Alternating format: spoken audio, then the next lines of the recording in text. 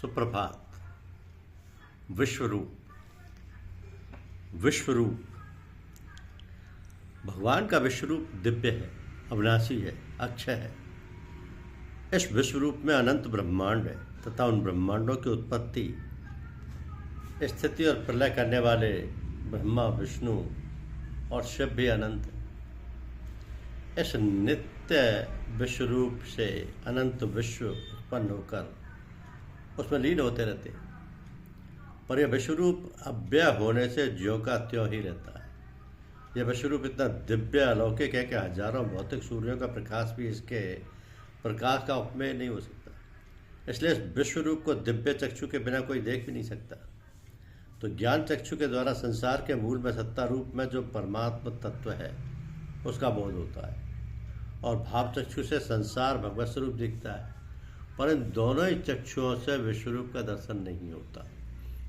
चर्म चक्षु से ना तो तत्व का बोध होता है न संसार का, तो संसार भगवत स्वरूप दिखता है और न विश्वरूप का दर्शन ही होता है, क्योंकि चरम चक्षु प्रकृति का कार्य है।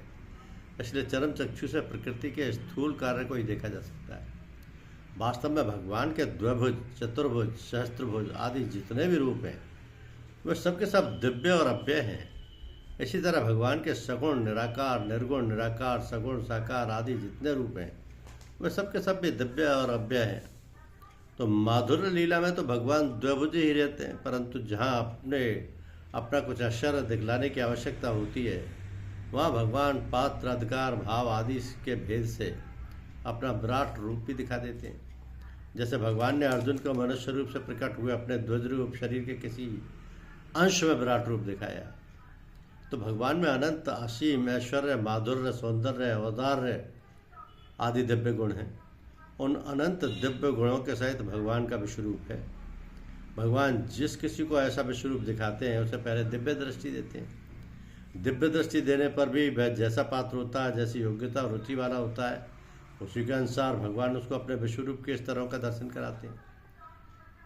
उसी के अनुसार तो जैसे देव रूप की, फिर उग्र रूप की, और फिर उसके बाद अत्युग्र रूप की, और उसके अत्युग्र रूप की प्रधानता रही।